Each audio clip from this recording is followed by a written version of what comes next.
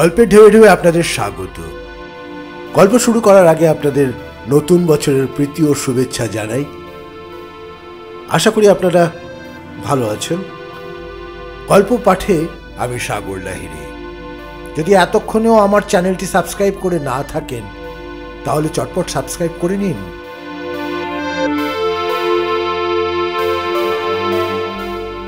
আজকের গল্প রাতারাতি, লেখক পরশুরাম।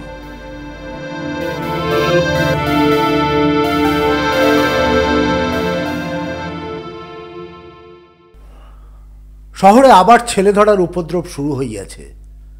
বিকালে বংশলোচন বাবুর বৈঠকখানায় তাহারই কথা হইতেছে। বংশলোচনের ভাগ্নে উদয় মহা উৎসাহে হাত নাড়িয়া বলিতেছিল, আজকের খবর শুনেছেন? 50টা ছেলে হারিয়েছে, কাল 75টা। কিন্তু আশ্চর্য এই, যারা নিরুদ্দেশ হচ্ছে তাদের নাম ধাম কেউ টের পায় না। এদিকে লোকে খেপে উঠেছে, মোটর গাড়ি পোড়াচ্ছে, রাস্তায় মানুষকে ধরে ঠ্যাঙাচ্ছে, পুলিশ কিছুই করতে পারছে না। ওহ, হুলস্থুল ব্যাপার।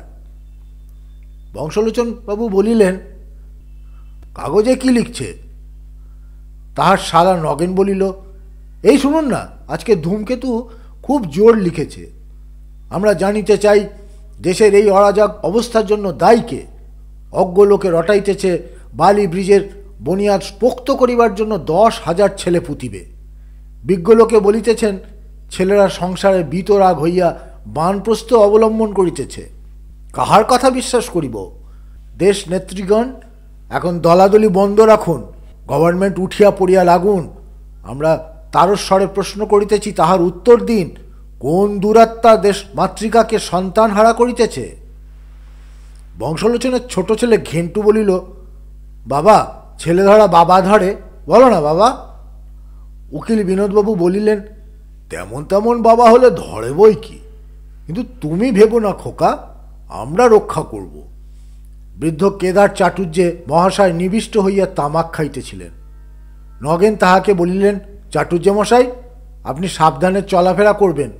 বংশলোচন, উনি তো প্রবীণ লোক, ওকে ধরবে কেন?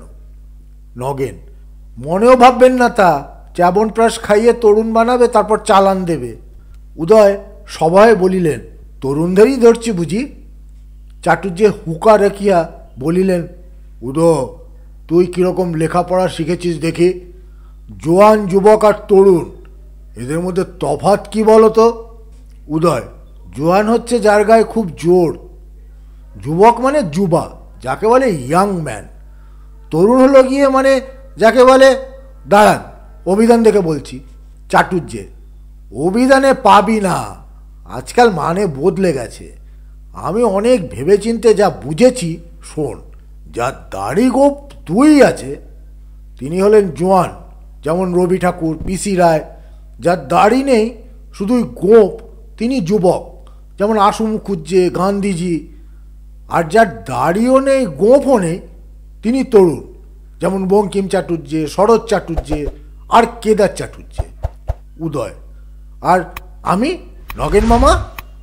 চাটুর্যে, তোরা হলি ওই 3-এর বার, যাকে বলে অপগণ্ড। ধরতে হয় তোদেরই ধরবে।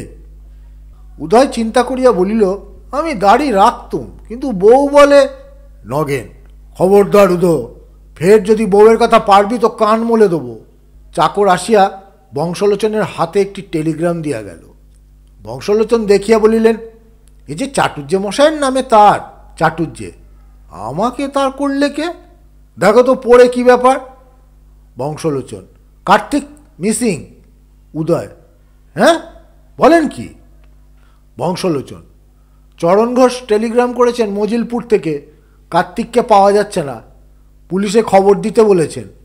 5টা ট্রেনে চরণবাবু নিজেও আসছেন, 6টা তো বেজে গেছে, তাহলে এসে পড়লেন বলে। ওর কাছে সব শুনে পুলিশে খবর দেওয়া যাবে। কার্তিকটি কে? চাটুর্যে, চরণের বড় ছেলে, এখানে হোস্টেলে থেকে পড়ে, প্রতি শনিবারে দেশে যায়। এখন তো কলেজ বন্ধ, মজিলপুরেই তার থাকবার কথা। নগেন, কার্তিককে চুরি করবে এমন ছেলেধরা জন্মায়নি, ওসব বাজে খবর। চাটুর্যে, চিনিস নাকি কার্তিককে? নগেন, বিলক্ষণ চিনি, আমার সেজশালা বাঁটলোর সঙ্গে এক ক্লাসে পড়ে, বিখ্যাত ছোকরা, শিশুকাল থেকেই বেশ চৌকস।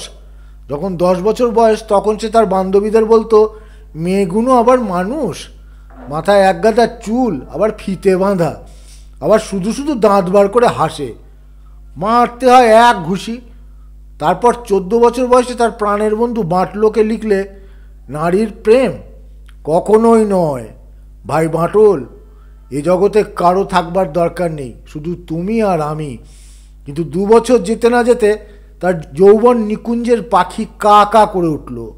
কার্তিক তার কবিতার খাতায় লিখলে, নারী বুঝতে না পারি কবে, একান্ত আমারই তুমি হবে, কতদিনে ওগো কতদিনে, পারছি নে আর পারছি নে।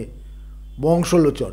এসব তো ভালো কথা নয় চাটুর্যে মশাই, চরণবাবুর ছেলের বিয়ে দেন না কেন? চাটুর্যে। বলেছি তো অনেকবার, কিন্তু চরণ বড় একগুয়ে। অন্য বিষয় সেকেলে হলেও ছেলের বিয়ে দেওয়ার বেলায় সে একেলে। বলে লেখাপড়া সাঙ্গ করুক তারপর বিয়ে। তবে কার্তিকের জন্যে কোণে ঠিক করাই আছে। চরণের বাল্যবন্ধু রাখাল সিংহির মেয়ে। 13-14 বছর আগে 2 বন্ধুতে কথা স্থির হয়। তারপর রাখালবাবু মারা গেলেন। কিছুকাল পরে তার স্ত্রীও গত হলেন। মেয়েটার ভার নিলেন তার মামা। মামা শুনেছি কোথাকার জজ, সম্প্রতি রিটায়ার করেছেন। নগেন। রাখাল সিংহির মেয়ে তো। কার্তিক কখনো তাকে বিয়ে করবে না, সে মেয়ে নাকি জঙ্গলি ভূত। এমন সময় চরণ ঘোষ আসিয়া পৌঁছলেন। প্রৌঢ় ভদ্রলোক, মাথায় একটি ছোট টিকি, কাঁচা পাকা ছাঁটা গোপ, গলায় কণ্ঠি, এক হাতে ছাতা, অন্য হাতে ছোট একটি ব্যাগ। চরণ হাঁপাইতে হাঁপাইতে বলিলেন, পাজি হতভাগা। চাটুর্যে। তাহলে ছেলের খোঁজ পেয়েছ? দুর্গা দুর্গা তিনাসিনী। চরণ। বখাটে মিথ্যুক ছুঁচো। চাটুর্যে। বিপত্তৌ মধুসূদনম। ভগবান রক্ষা করেছেন। চরণ। বেটা আমার লেখাপড়া শিখছেন। বংশলোচন। চরণবাবু একটু শান্ত হন। চাটুর্যে। আরে রাগ পরে করো, এখন খবর কি আগে বলো। চরণ। খবর আমার মাথা, এখন কলেজ বন্ধ, গুড ফ্রাইডে ছুটি। কার্তিক কদিন আমার কাছেই ছিল, আমরাও নিশ্চিন্ত। মজিলপুর তো আর ছেলে ধরার উপদ্রব নেই। কাল সকালে বললে ফিলোসফির খান 2 বই বাঁটলোর কাছে রয়েছে, কলকাতায় গিয়ে নিয়ে আসি। আমি বললুম, যাবি আর আসবি, দুপুরের গাড়িতে ফিরে আসা চাই।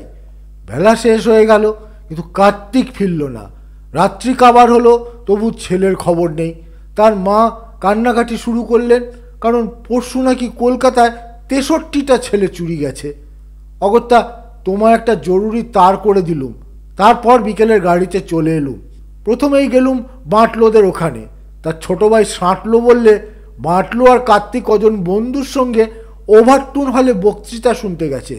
কিন্তু বাঁটলোর বোন বললে, শোনেন কেন, সব মিথ্যে কথা। বাবুরা অ্যাংলো মোগলাই হোটেলে খেতে গেছেন, তারপর যাবেন সিনেমায়, তারপর অনেক রাত্রে ফিরে এসে দরজায় ধাক্কা লাগাবেন। হতভাগা, এই তোর ফিলোসফির বই আনতে যাওয়া? এখন ছোড়াটাকে খুঁজে বার করি কি করে? বিনোদ। খবর যখন পেয়েছেন তখন আর খোঁজবার দরকার কি? ছেলে কলকাতায় এসেছে একটু ফুর্তি করতে, যথাকালে বাড়ি যাবে। চরণ। ফুর্তি বার করব? হতভাগা এখানে এসেছে ইয়ার্কি দিতে, আর আমরা ভেবে মরছি। কান ধরে হিচড়ে টেনে নিয়ে যাব। চাটুর্যে চলো। চাটুর্যে। যাব কোথায়? নগেন। ধর্মতলার মোড়ে অ্যাংলো মোগলাই, ট্যাক্সিতে চড়ে সোজা চলে যান, 10 মিনিটে পৌঁছবেন। চরণ ঘোষ ও চাটুর্যে মহাশয় বাহির হইলেন। অ্যাংলো মোগলাই হোটেলটি ছোট কিন্তু সুবিখ্যাত। আলোর গন্ধে কলরবে ভরপুর।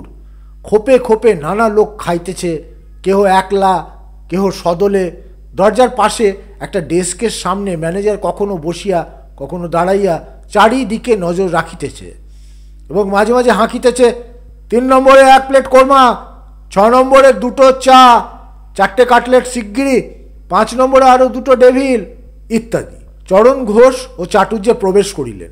চাটুর্যে চুপি চুপি বলিলেন, আস্তে, চেঁচিও না, ওই যে বাবাজিরা ওইখানে খাচ্ছেন। চরণ ঘোষ নাক টিপিয়া বলিলেন, রাধা মাধব, এমন জায়গায় ভদ্রলোক আসে? যত সব রাক্ষস জুটে অখাদ্য খাচ্ছে। চাটুর্যে। আরে চুপ চুপ, বেচারাদের অপরাধ নেই। 1000 বছর ধরে শুনে এসেছে এটা খেও না ওটা খেও না, এখন যখন ভগবান সুবুদ্ধি আর সুবিধে দিয়েছেন, তখন জন্ম জন্মান্তরের অতৃপ্তি চটপট মিটিয়ে নিতে হবে। আহা, এদের ভোজন সার্থক হোক। এই যে এরা বাঘের মতো গপ গপ করে খাচ্ছে, সেই সঙ্গে যেন বাঘের সদ্গুণও কিছু পায়। এদের গায়ে গতি লাগুক, মনে সাহস হোক, খোঁচা দিলে যেন খ্যাঁক করে নির্ভয়ে তেড়ে যেতে পারে। ম্যানেজার বলিল, আপনারা দাঁড়িয়ে রইলেন কেন? ওই 2 নম্বরে বসুন দয়া করে। চাটুর্যের ঠোঁটে আঙুল দিয়া বলিলেন, চুপ, হাসতে হাসতে। ম্যানেজার সহাস্যে বলিল, লজ্জা কি মশাই, এখানে কত বুড়ো থুত্তুড়ে জজ, ম্যাজিস্ট্রেট, মহামহোপাধ্যায় পায়ের ধুলো দেন। আপনারা বরঞ্চ পর্দাটা টেনে নিয়ে বসুন। কি খাবেন মশাই? চাটুর্যে, এখানে বুঝি অমনি বসা যায় না? ম্যানেজার, খান 2 কাটলেট দেবো কি? অ্যাংলো মোগলাইয়ের নবতম অবদান, মুরগির ফ্রেঞ্চ মালপো, কচি বাইট ও পাঁঠার ইস্টু, দেখুন না একটু ট্রাই করে। চাটুর্যে, না বাপু, অবদান খাওয়ার আর বয়স নেই। ম্যানেজার চরণ ঘোষের টিকি আর কণ্ঠি লক্ষ্য করিয়া বলিল, ঠাকুর মশাই, আপনাকে খান 2 ডবল ডিমের রাধাবল্লভী দেবে কি? চরণ, দেবে আমার মাথা, ডাকো ওই রাক্ষসটাকে।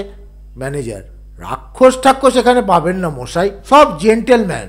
চাটুর্যে, আরে করো কি চরণ? চুপ চুপ, নিজের ছেলেবেলার কীর্তিকলাপ সব ভুলে গেলে? সেই যে কাবাবের ঠোঙা নিয়ে গাব গাছে চড়ে খেতে আর কোকিল ডাকতে, তা কি মনে নেই? এখন না হয় গোঁসাই মহারাজের কাছে মন্তর নিয়ে কণ্ঠি ধারণ করেছ। মাংসের গন্ধে কানে আঙুল দাও, ছেলের খাওয়া শেষ হোক, তারপর একটু একটু ধমক দিও। আপাতত এদিকে চুপটি করে বসো, একটু শরবত খেয়ে ঠান্ডা হও, আর শ্রীমানরা কি আলোচনা করছেন তাই আড়ি পেতে শোনো, বিস্তর জ্ঞান লাভ করবে। যদি কিছু অশ্রাব্য অলৌকিক কথা কর্ণগোচর হয়, তখন নয় গলা খাঁকার দিয়ে আত্মপ্রকাশ করা যাবে। ওহে ম্যানেজার, 2টো ঘোল দাও তো। কার্তিক আর তাহার 3 বন্ধু বাঁটলো, গোপাল ও ঘনেন কিছু দূরে একটা পর্দার আড়ালে বসিয়া আছে। তাহাদের খাওয়া শেষ হইয়াছে, এখন তর্ক চলিতেছে। গোপাল, আইডিয়াল একটা চাই বই, নয়তো লাইফটা কমন প্লেস মনোটোনস হয়ে পড়ে। আইডিয়াল হচ্ছে মাইন্ডের জুস, তাতেই জীবন সরস থাকে। ঘনেন, মানলাম না, আইডিয়াল মানুষকে করে স্লেভ টু অ্যান আইডিয়া। আমি চাই ভ্যারাইটি, নো কমিটমেন্ট। লোথারিওর সেই লাইনটা কী রে? To pick and choose, play fast and loose. তারপর কি জানো? বাটলো, তোর আইডিয়াল আছে নাকি? বাটলো, রাম, কসমিনকালে নেই।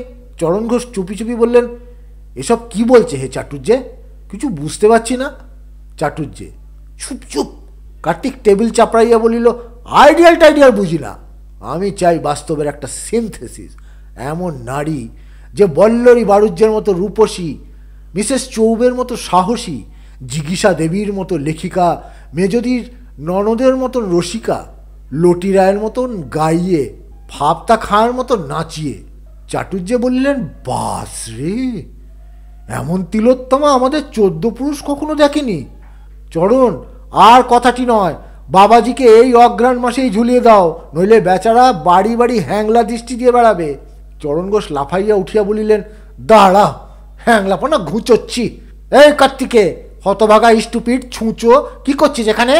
ছেলে আমার লেখাপড়া শিখছেন, অধঃপাতে যাচ্ছেন, যত সব বকাটে ছোড়াদের সঙ্গে।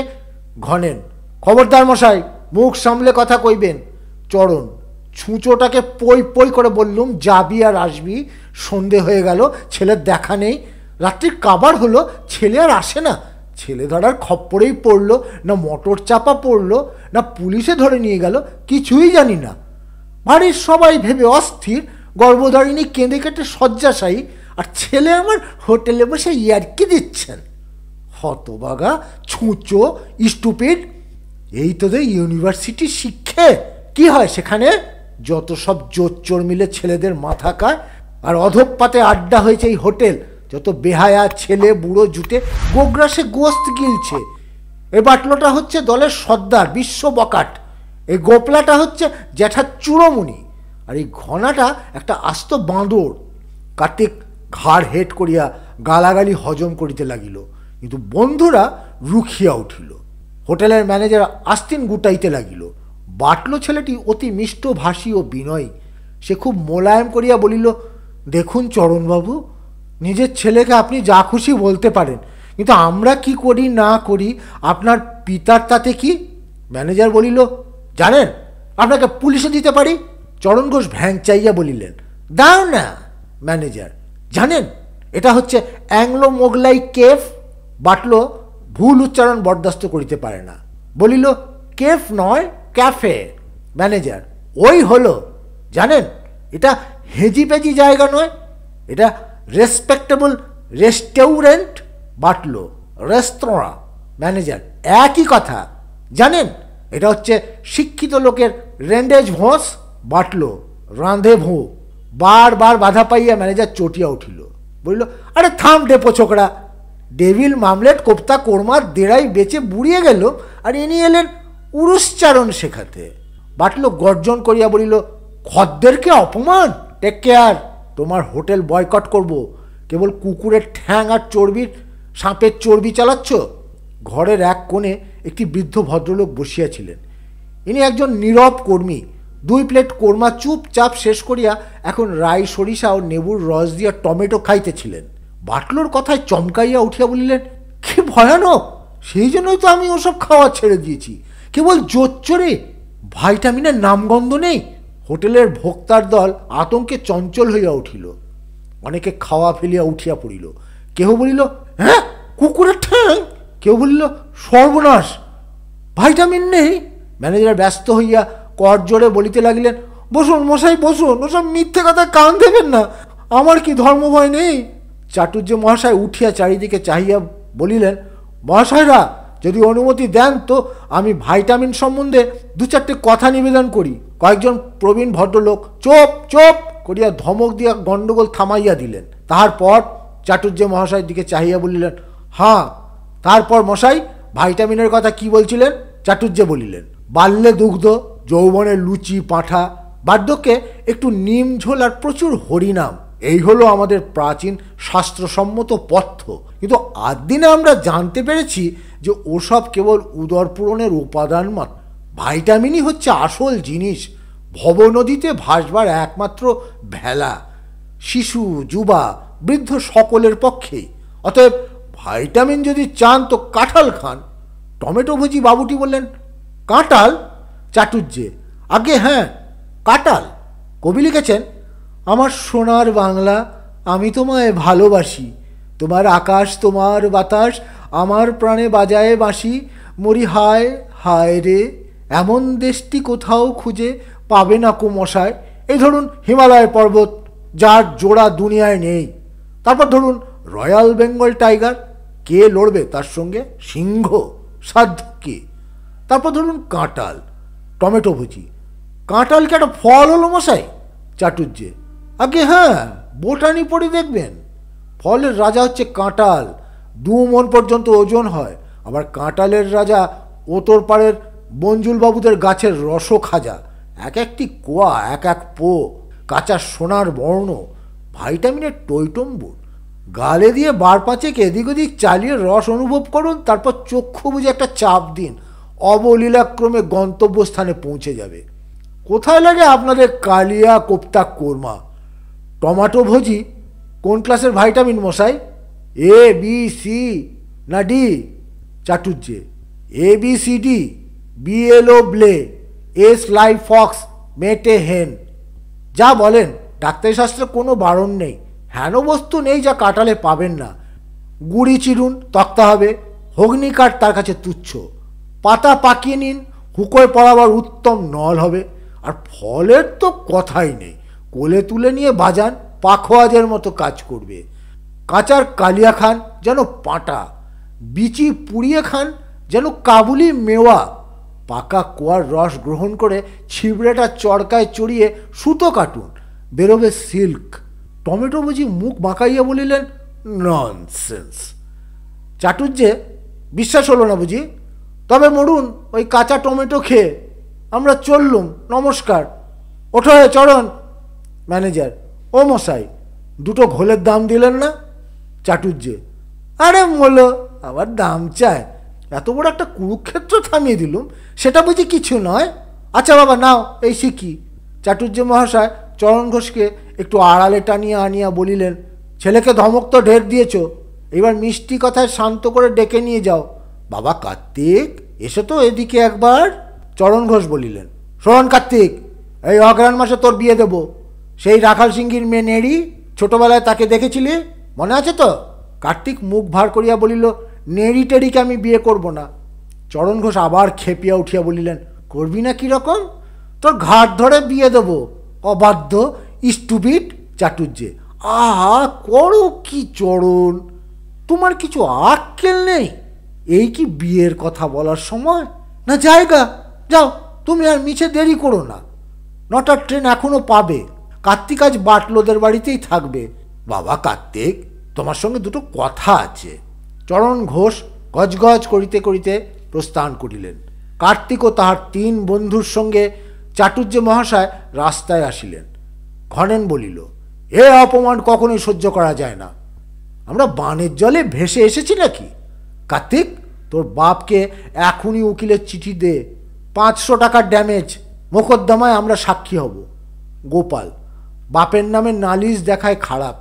হাজার হোক বাপ তো বটে, বরং খবরের কাগজে ছাপিয়ে দে, সমস্ত ছেলের দল খেপে উঠবে, বাছাধন টের পাবেন। ঘনেন, তার চেয়ে জিজ্ঞাসা দেবীর কাছে চল, তাকে বলে কয়ে আমরা একটা আশ্রম খুলব, কাগজে ছাপাবো। এসো, কে কোথায় আছো, বাংলার ছেলেরা নির্যাতিত, উৎপীড়িত, অসখ্যায় বুভুক্ষ বাটল, ওই সঙ্গে একটা মেয়েদের বিভাগও খোলা উচিত। কি বলিস কার্তিক? কার্তিক করুণ স্বরে বলিল, বাটলো, হাইড্রোসায়ানিক অ্যাসিডের দাম কত রে? বাটলো, বিস্তর দাম, তার চেয়ে কেরোসিন তেল ঢের সস্তা, 10 পয়সাতেই কাজ সাবার। কার্তিক, কিন্তু বড্ড জ্বালা করবে যে। বাটলো, সে কতক্ষণ, একবার মরতে পারলে মোটেই টের পাবি না। চাটুর্য মহাশয় কার্তিকের গায়ে হাত বুলাইয়া বলিল, ছি বাবা কার্তিক, দুঃখ করো না, একে বাপ, তার বয়সে বড়, বললেই বা একটু কড়া কথা। বাপের সুপুত্র হলে সব দেবতা খুশি হন। এ দেখো, রামচন্দ্র পিতৃ আজ্ঞায় বনে গিয়েছিলেন। ঘনেন, জব্দ হয়েছিলেন তেমনই, মাথার জটা, গায়ে জমা নেই, পায়ে জুতো নেই, 14 বছর ভ্যাগাবন, বউ গেল চুরি। চল রে কার্তিক, আমরা একবার জিজ্ঞাসা দেবীর বাড়ি গিয়ে তার বাণী নিয়ে আসি। চাটুর্যে, এত রাত্রে কেন তাকে বিরক্ত করা, তার চেয়ে এখন নিজের বাড়ি গিয়ে ঘুমো গে, বাণী নিতে হয় কাল নিও। ঘনেন, কোথায় রাত, এই তো সবে 8:30, আর করলা বাগান ফার্স্ট লেন তো পাশেই।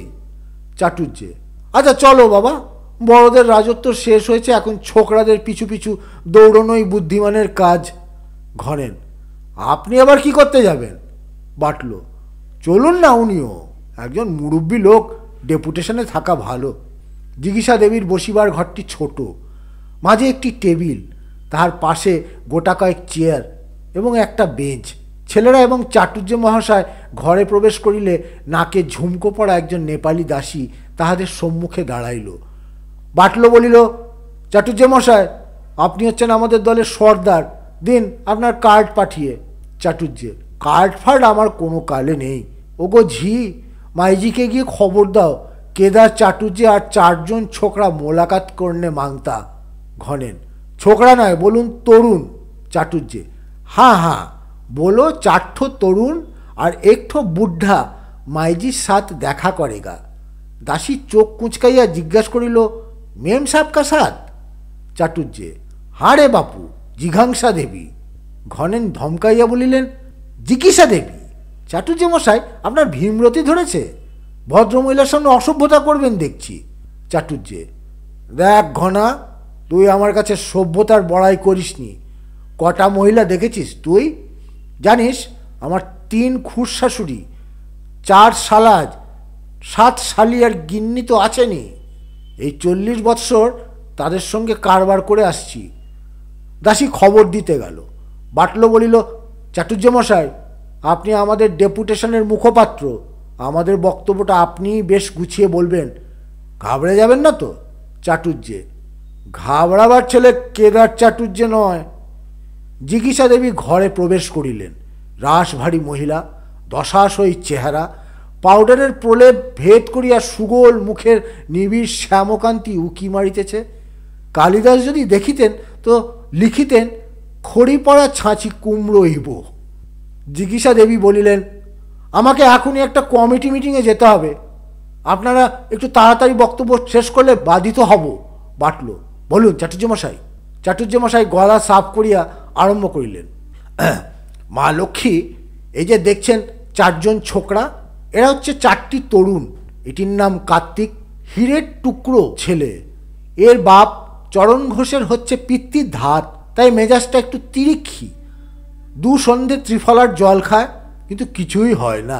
চরণ ঘোষ কার্তিককে বলেছে ছুঁচো, তাতে এরা ঘনেন তাহার নোটবুক দেখিয়া বলিল, 3 বার ছুঁচো বলেছে। চাটুর্যে, ঠিক 3 বারই ছুঁচো বলেছে বটে। তাতে এই বাবাজিরা সকলেই বড় মর্মাহত হয়েছেন। আমরা ছেলেবেলায় বাপ জ্যাঠার গালাগাল বিস্তর খেয়েছি, সোনাপাড়া মুখ করে সমস্ত সয়েছি, কিন্তু সেদিন আর নেই মশাই। তখন এই কলকাতায় ঘোড়ায় ট্রাম চলতো, ছেলেরা গোঁপ রাখত, কোটের ওপর উড়ুনি ওড়াতো, মেয়েরা নোলক পড়তো আর নাইবার ঘরে লুকিয়ে গান গাইতো। গভর্নমেন্টকে লোকে তখন বলতো সদাশয় সরকার বাহাদুর। যাক, সে কথা। এখন আমি বলি কি, বাপ যদি ছেলেকে ছুঁচো বলে থাকে, ছুঁচো বলেই থাকে, তাতে ক্ষতিটা কি? ছুঁচো ভগবানের সৃষ্ট জীব, বিশ্ব ব্রহ্মাণ্ডে তার একটা মহৎ উদ্দেশ্য নিশ্চয়ই আছে। ছুঁচো তুচ্ছ প্রাণী নয়। ইঁদুরের চাইতে তার স্বভাব ভালো, মুখশ্রী ভালো, বুদ্ধিও বেশি। ইঁদুরের সম্বন্ধে কবি বলেছেন, কাঠ কাটে, বস্ত্র কাটে, কাটে সমুদায়, কিন্তু ছুঁচোর বদনাম কেউ দিতে পারবে না। কি বলেন মা লক্ষ্মী? জিজ্ঞাসা দেবী ভ্রু কুঞ্চিত করিয়া বলিলেন, তরুণদের দলে আপনি কেন? চাটুর্য মহাশয় একটু চিন্তা করিয়া উত্তর দিলেন, সে একটা সমস্যা বটে, কিন্তু কথা হচ্ছে কি জানেন, আমি একজন প্রবীণ তরুণ। বাটল, ওর বয়স হয়েছে বটে, কিন্তু মনটি একদম কাঁচা। জিজ্ঞাসা দেবী কিন্তু খুশি হইলেন না। চাটুর্য মহাশয় বিষয়টি পরিষ্কার করিবার জন্য বলিলেন, কীরকম জানেন? এই গুজরাটি ডাব আর কি, ওপরটা ঝুনো, ভেতরটা নোয়াপাতি। ঘনেন ততক্ষণ চটিয়া আগুন হইয়াছে। ধমকাইয়া বলিল, চুপ করুন চাটুর্য মশাই, কেবল আবোল তাবোল বকছেন, আমাকে বলতে দিন। দেখুন, আমরা বড়ই অপমানিত, নির্যাতিত হয়েছি, একেবারে পাবলিক হোটেলে 200 লোকের সামনে। কেন? যেহেতু আমরা পরাধীন, অভিভাবকের অন্নদাস। এই অবস্থা সহ্য হয় না। নিজেদের একটা স্বাধীন আশ্রম বানাতে চাই। পিঁজরে ভাঙা চন্দনা চায় পাখনা মেলে বাঁচতে চায় রে। অরুণ রাঙা মুক্তাকাশে তক্তপোষে নাচতে চায় রে। আপনি যদি একটু চেষ্টা করেন, তবে অনায়াসে একটা আশ্রম গড়ে উঠবে। এখন এ সম্বন্ধে একটি বাণী আমরা আপনার কাছে প্রার্থনা করি। জিজ্ঞাসা দেবী কিছুক্ষণ ধ্যানস্থ হইয়া রহিলেন, তারপর শীষ দিয়া ডাকিলেন, শুস শুস। একটি ছোট্ট প্রাণী গুটগুট করিয়া ঘরে আসিল। কুত্তা নয়, ইনি সুসেন বাবু, জিজ্ঞাসা দেবীর স্বামী। রোগা, বেঁটে, চোখে চশমা, মাথায় টাক, কিন্তু গোপ জোড়াটি বেশ বড় এবং মোম দিয়া পাকানো। সতী সাধি যেমন সর্বহারা হইয়াও এয়তের লক্ষণ শাখা জোড়াটি শেষ পর্যন্ত রক্ষা করে, বেচারা সুসেনবাবুও তেমনই সমস্ত কর্তৃত্ব খোয়াইয়া পুরুষত্বের চিহ্নস্বরূপ এই গোপ জোড়াটি সযত্নে বজায় রাখিয়াছেন। ঘরে আসিয়া ঘাড় নিচু করিয়া সবিনয় বলিলেন, ডেকেছ? জিজ্ঞাসা দেবী ছেলেদের দেখাইয়া বলিলেন, এরা বাণী নিতে এসেছেন। সুসেনবাবু চোখ কপালে তুলিয়া বলিলেন, বাণী? এই যে সেদিন ননি স্যাকড়া 42 টাকা নিয়ে গেল। জিজ্ঞাসা দেবী ভ্রুকুটি করিয়া বলিলেন, ইডিয়েট, স্যাকড়ার বাণী নয়, আমার মুখের বাণী। যাও, সবুজ ফাউন্টেন পেনটা আর 1 শিট কাগজ নিয়ে এসো। সুসেনবাবু কাগজ কলম আনিলেন। জিজ্ঞাসা দেবী খচখচ করিয়া কয়েকটা লাইন লিখিয়া বলিলেন, শুনুন ওগো ছেলেরা, আমি বুঝেছি তোমাদের ব্যথা, কিন্তু জগৎ পারবে না তা বুঝতে, কারণ স্থবিরের প্রাচীন প্রস্তর যুগ শেষ হয়নি এখনও।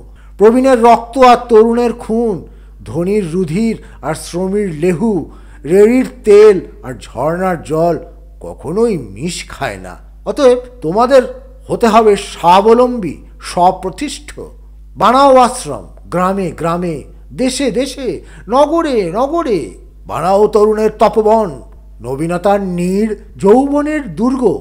তোলো চাঁদা, লাখ, 10 লাখ, কোটি।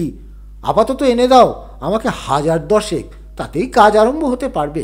চাটুর্য মহাশয় বলিলেন, বাহ, অতি চমৎকার, খাসা। বাটলো, কাগজখানা যত্ন করে রেখে দিস, তবে আজকের মতন আসি মা লক্ষ্মী।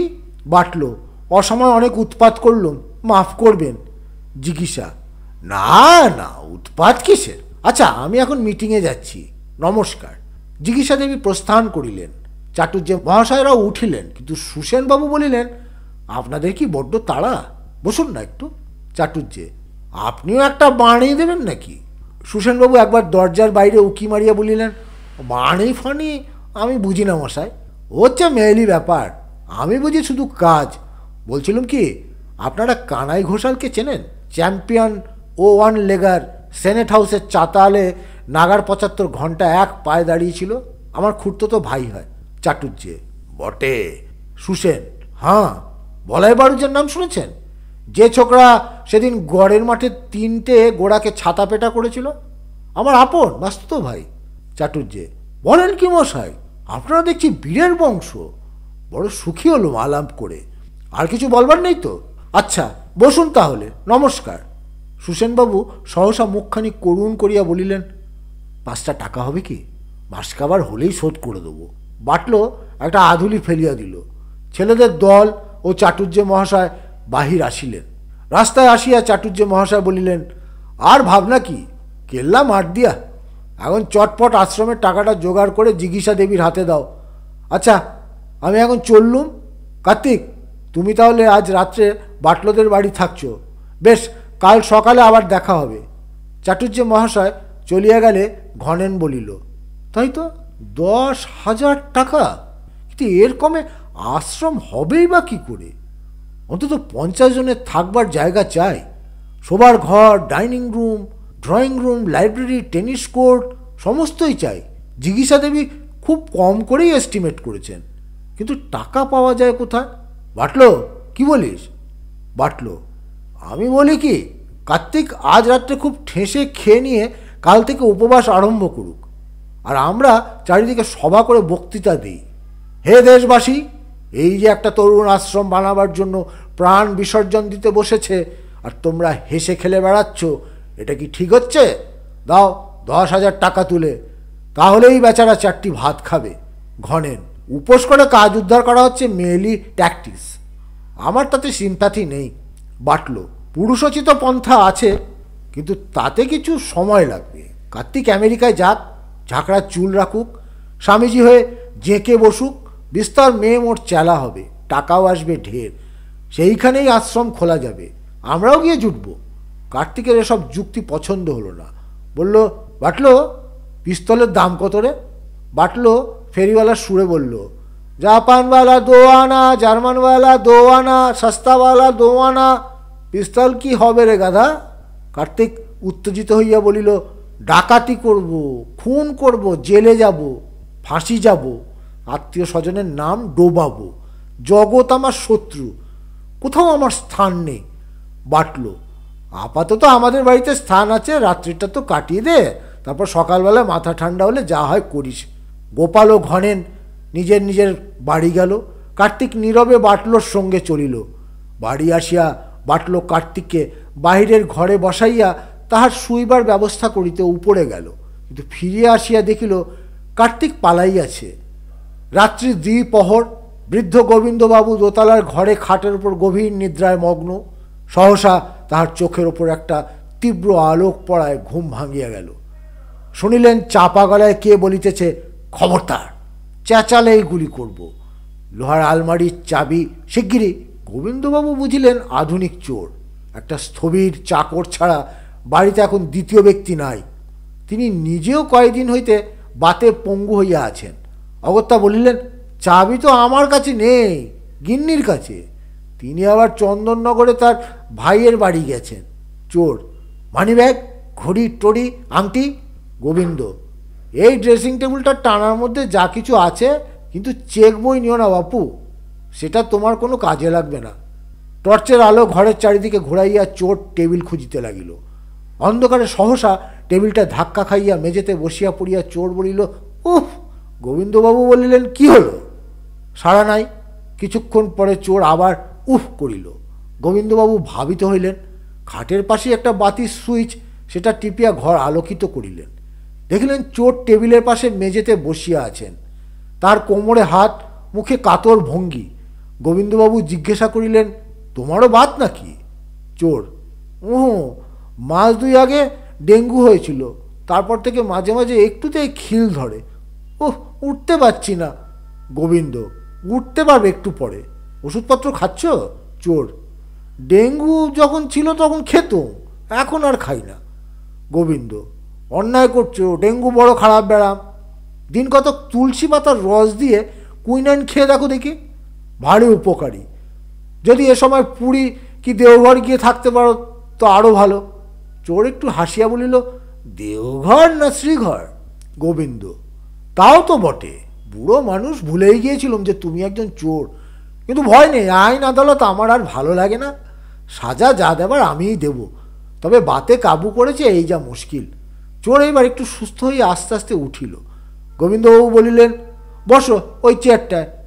তরুণ চোর, পেছনে উল্টানো বড় বড় চুল, নাক টেপা চশমা, তাহাতে 2 ইঞ্চি চওড়া কালো ফিতে, কাবুলি ফ্যাশনে ধুতি পরা, গায়ে রেশমি পাঞ্জাবি, পায়ে ক্যাম্বিসের জুতা, হাতে রিস্ট ওয়াচ ও পিস্তল। গোবিন্দ, ও পিস্তলটা কোথা থেকে পেলে? চোর, মুরগিহাটা থেকে, 6 আনা দাম। গোবিন্দ, খেলনা? তবু ভালো, আর্মস অ্যাক্টে পড়বে না। স্বদেশি ডাকাত? চোর, ভবিষ্যতে তাই হয়তো হতে হবে, আপাতত ঝোঁকের মাথায়। গোবিন্দ, বাপ নেই? চোর, আছেন। গোবিন্দ, তাড়িয়ে দিয়েছেন? চোর, তিনি ঠিক তাড়াননি, আমি গৃহত্যাগ করেছি। গোবিন্দ, ও বুদ্ধদেব শ্রীচৈতন্যের মতো? কি হয়েছে বাপু, বৈরাগ্য? চোর, বৈরাগ্য নয়, পৈতৃক জুলুম। বাবা হচ্ছেন সেকেলে জবরদস্ত পিতা। আজ সন্ধ্যাবেলা বন্ধুদের সঙ্গে অ্যাংলো মোগলাই হোটেলে খাচ্ছি, হঠাৎ বাবা এসে খামোখা যা তা বলে গালাগালি দিলেন, একেবারে 200 লোকের সামনে। তারপর বললেন, এই কার্তিক, অগ্রহায়ণ মাসে তোর বিয়ে রাখাল সিংহির মেয়ের সঙ্গে। আমি জবাব দিলুম, কখনোই নয়। গোবিন্দ, আর অমনি শীতকাঠি নিয়ে বেরিয়ে পড়লে? চোর, আমার মনের অবস্থাটা আপনি বুঝতে পারছেন না স্যার। বাবা তো রেগে শেয়ালদা চলে গেলেন। আমি তখন ফিউরিয়াস। বন্ধুরা নিয়ে গেল জিগিসা দেবীর কাছে, বিগ হামবাগ। তারপর বাটলো আমাকে তাদের বাড়িতে নিয়ে গেল। থাকতে পারলুম না, চুপি চুপি পালিয়ে এলুম। একটা কিছু ভয়ঙ্কর করতে চাই, চুরি ডাকাতি খুন। গোবিন্দ, রাখাল সিংহির মেয়েটা বিশ্রী বুঝি? চোর, ভগবান জানেন আর বাবা জানেন। যার দেহের মনের কোনো সংবাদ আমি জানি না, তাকে বিয়ে করি কি করে বলুন তো? পাড়া গিয়ে বাপমার মেয়ে, বিদেশে মামার কাছে মানুষ হয়েছে। মামা শুনেছে একটা আস্ত পাগল, ভাগ্নিটিকে নাকি বন্যজন্তু বানিয়েছেন। আমার মানসিক প্রিয়া অন্য প্যাটার্নের, সিনথেসিস অফ পারফেকশন। গোবিন্দ, কীরকম শুনি? চোর সউৎসাহ বলিল, শুনবেন? পাঞ্জাবির পাশের পকেট হইতে একটা মোটা খাতা টানাটানি করিয়া বাহির করিল। গোবিন্দ, কি ওটা? শীতকাঠি? চোর, কবিতার খাতা, শুনুন। জানতে চাও কি হৃদয়ে রানী, অদেখা ওই মূর্তিখানি, রূপে গুণে কালচারেতে কেমন হলে ধন্য মানি। গোবিন্দ, থাক থাক, আমি বুঝে নিয়েছি। সেই মেয়েটার নাম কি? চোর, ডাকনাম নেড়ি, ভালো নাম জানি না। গোবিন্দ, আর তোমার নাম? চোর, কার্তিক ঘোষ। গোবিন্দ, বলো কি হে, কার্তিক ঘোষের হৃদয়রানী হবে নেড়ি? নেলি হলেও বা কথা ছিল। নিচে মোটর থামার অস্ফুট আওয়াজ হইল। তারপর ঘরের বাহিরের বারান্দায় খুটখুট পদশব্দ।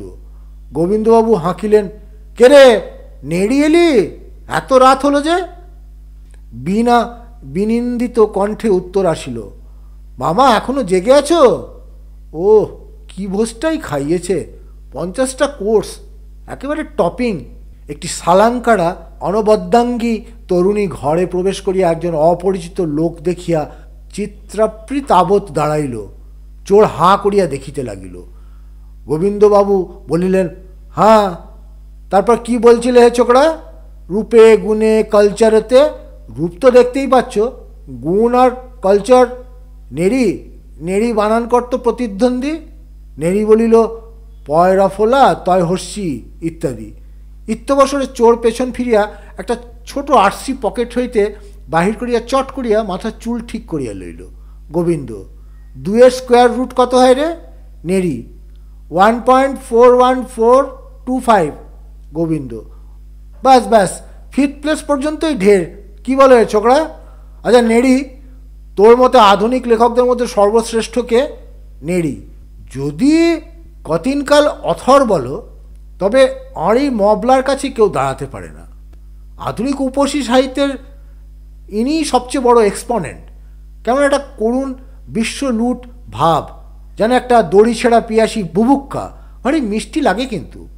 আর এর ঠিক উল্টো হচ্ছে জাপানি রেনেসাসের কবি শিমাৎসু ফুজিয়ামা। এর লেখায় কেমন একটা ঔদরিক ঔদার্য, যেন একটা পূর্তির পুলক, যেন একটা হৃষ্ট হ্রেস্যা, ভারী অবাক লাগে কিন্তু। গোবিন্দ, আচ্ছা শেষের কবিতার শেষ কবিতার মোদ্দা কথাটা কী রে? নেড়ি, উৎকণ্ঠ আমার লাগি কেহ যদি প্রতীক্ষিয়া থাকে, সেই ধন্য করিবে আমাকে। গোবিন্দ, বাহ, এবার তুই একটা কিছু বাজা দেখি। নেড়ি একটা ব্যঞ্জন লইয়া টুং টাং করিতে লাগিল। চোর গোবিন্দবাবুকে চুপি চুপি জিজ্ঞাসা করিল, 9th সিম্ফনি বাজাচ্ছেন বুঝি?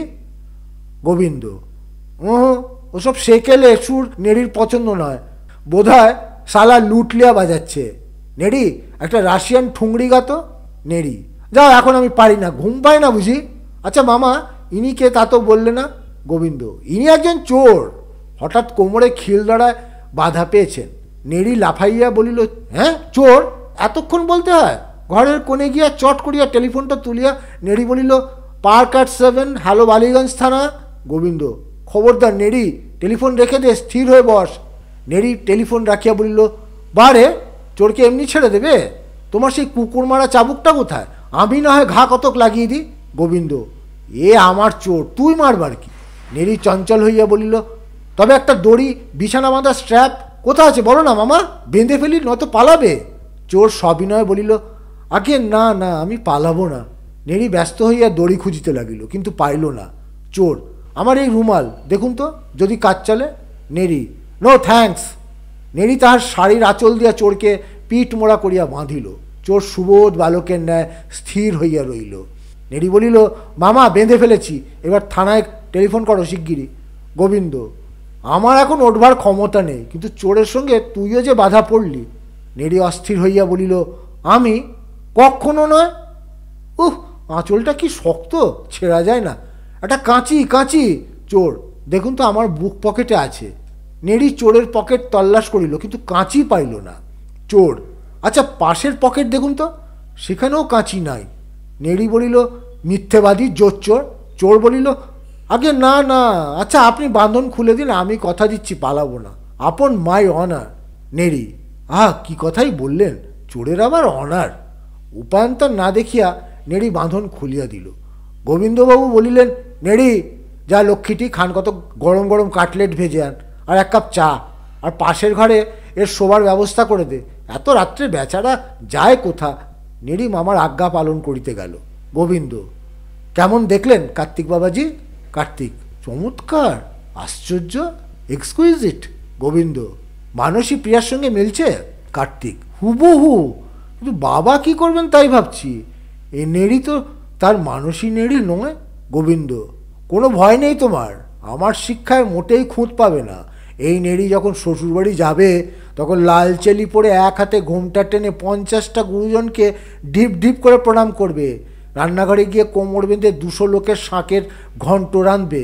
আবার ওকে যদি সিমলা দিল্লিতে ভাইসরয়ের ড্যান্সে নিয়ে যাও, লাট বেলাটের সঙ্গে অক্লেশে বারকরিক নেচে দেবে।